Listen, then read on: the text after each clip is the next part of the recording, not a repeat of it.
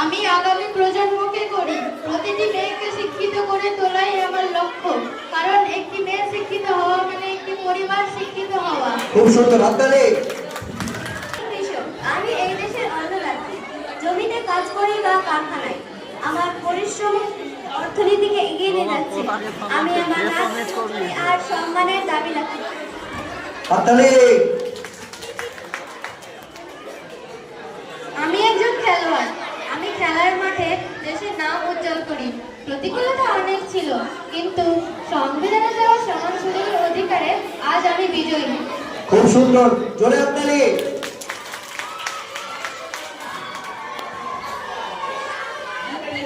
আমরা ছাত্রী। সংবিধান আমাদের হাতে শিক্ষার আলো তুলে দিয়েছে। আমরা ভারতের ভবিষ্যৎ। পড়াশোনা আমাদের করুণা নয়, আমাদের জন্মগত অধিকার। এই অধিকারের জোরে আমরা সব অন্ধকার দূর করে মাথা উঁচু করে দাঁড়াবো।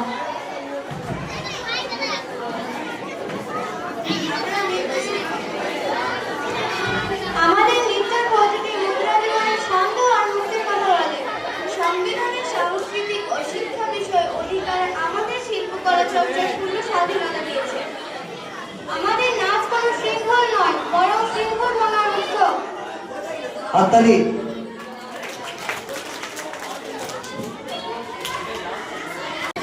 1950 সালের 26শে জানুয়ারি ভারতের সংবিধান কার্যকারী হয়েছিল বলেই আজ নারীরা বিভিন্ন পেশার ক্ষেত্রে পুরুষদের সঙ্গে সমান তালে তাল মিলিয়ে এগিয়ে যেতে পেরেছে।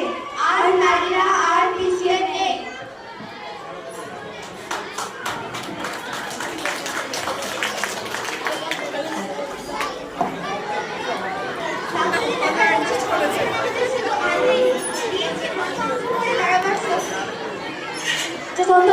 আমাদের শপথ নিতে হবে, আমরা পড়াশোনা করবো, নিজেদের অধিকার জানবো এবং দেশকে আরো শক্তিশালী করবো।